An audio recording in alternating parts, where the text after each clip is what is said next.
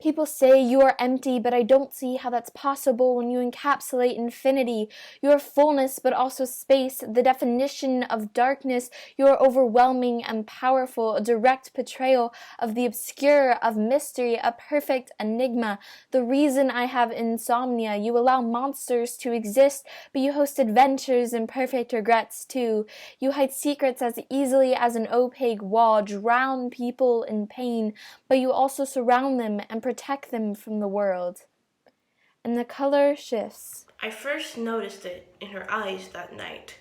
The color of passion, of bold curiosity, the color of her lips after one too many glasses of wine, the color of her cheeks, of broken religiosity, and when her eyes shine with pure ferocity, I can see the fire ignite in her magma heart. The matches spark as she tears those blessed pages apart. Her movements become faster, her fingers sliced with thorns. She neglects to tend to the blood, listening only to the oath she's sworn to her heart, herself, the hands that she keeps close, her body, the blood, the words stuck in prose. The sky in her dreams painted with her thoughts, a strike of lightning, a bush on fire. She'll be connecting the dots to her passion, her fervor, her beliefs, and her yearning, her mind racing because there is no discerning, a want for education, for romanticism, and for unity. Her heart beats wildly because she's running with impunity from the seas in the west to the states to the right. She adjusts the settings from a dark, blurry night. Streaking under light, she stretches her rosy fingers of dawn, and I'm so fond. I can't believe she's gone. Because her smiles, her laughs, when she's out in the woods dancing, her heart will rage aflame as she leaps around the fire, prancing. Her heart pumping blood, the same as you and me. Seeing her smile, warm, lips soft, and tender, rosy cheeks. Whether it comes to anger or passion or courage or fear, she stood bold-faced for me, holding my hand in this lonely sphere. Though when I speak of you, I can't help but shed a tear. Since we last talked, it's been maybe 9 years. So I replace you where I can, with clothes and hats. The once vibrant petals only exist in my canvas. So when I had lied against my mattress, so my heart as it bled, I knew I'd rather be dead than without you, my girl in red. And the color shifts. It is the color of dying things, of the setting sun and the memory of fire, warm lights on a closing curtain. It smells like burning, smoke and ash and wood, remembering someone who is no longer there. Dead leaves on the dirt, splintered logs, and sawdust. It doesn't leave a hole in your chest or a jarring awareness that something is missing and you just watched it go. Instead, it fills your ribs until they nearly burst, fills them with strength and warmth and wisdom. Wood stain catches and burns faster than you can blink. Exit stage left and set everything aflame. And the color shifts. This isn't hard to miss. It is the geolube between the wrinkles of people that are wiser than you and has been aging for centuries. Their amber grow bolder with age, unlike most natural things. This shining, a glistening, sparks you can visibly taste. These sparks spread almost instantly, and these sparks spread ever outward.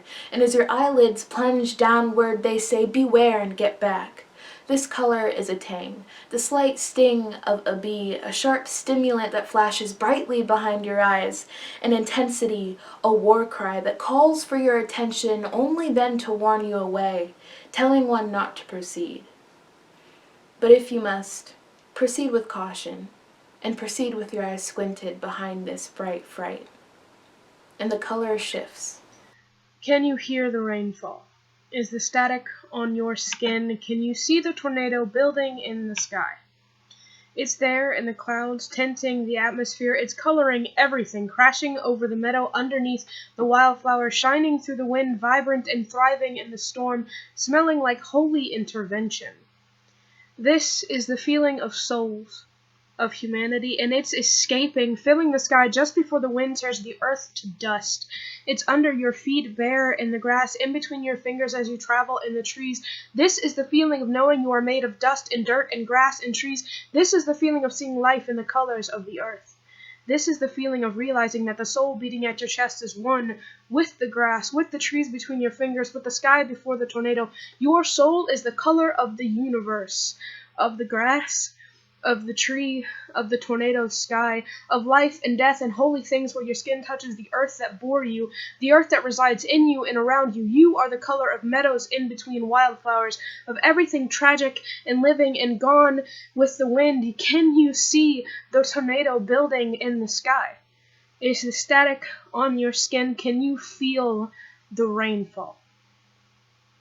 And the colors shift. The smell of the salty sea shifting reminds me of you. I find a shirt while I'm thrifting that has you on it. Everything about you is just so uplifting and true. My friends may think of winter, that and the cold reality that comes alongside it. They say that they're blue, which is honestly just so disrespectful because all you want to do is provoke wisdom, inspire, not to be compared to another person's poor life choices. You aren't just a color to me. Truth be told, I owe you an apology. See, I haven't been a spokesperson for your bold personality. When they try to say all you bring is cold, but in reality you represent mortality, individuality, vitality, and morality, because you have been in existence since creation was created itself. Whoever created the earth saw your beauty and made you into vast oceans and extensive skies that contain the coolest creations, along with the darkest secrets and deepest mysteries. And the color shifts. Dark and mysterious and ever-shifting, you are magic in reality, fading into the background or focal point as you choose.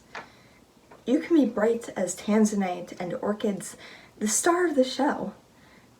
But you can be dark sometimes too, bruises forming on terrified faces. You denotate royalty, but also the unnatural, as you are one of the only colors to only appear naturally in flowers and gemstones. Either way, pride, prestige, power, and the color shifts. Unseen as content, you serve as the background of works of art inspiring everything. By providing nothing, you stare into our soul and call for purity, enabling that dove within us who lays dormant in its cage to flap its wings and soar. Your power, projected from a prism, your meaning holds our universe, the very core of existence, the only traveler capable of dominating inside the realm of a vacuum. And here you are in front of me in the shape of a blank page, and I call your foil to work with you to bring unity in our call for peace and a voice to the empty novel of life itself. And the colors fade.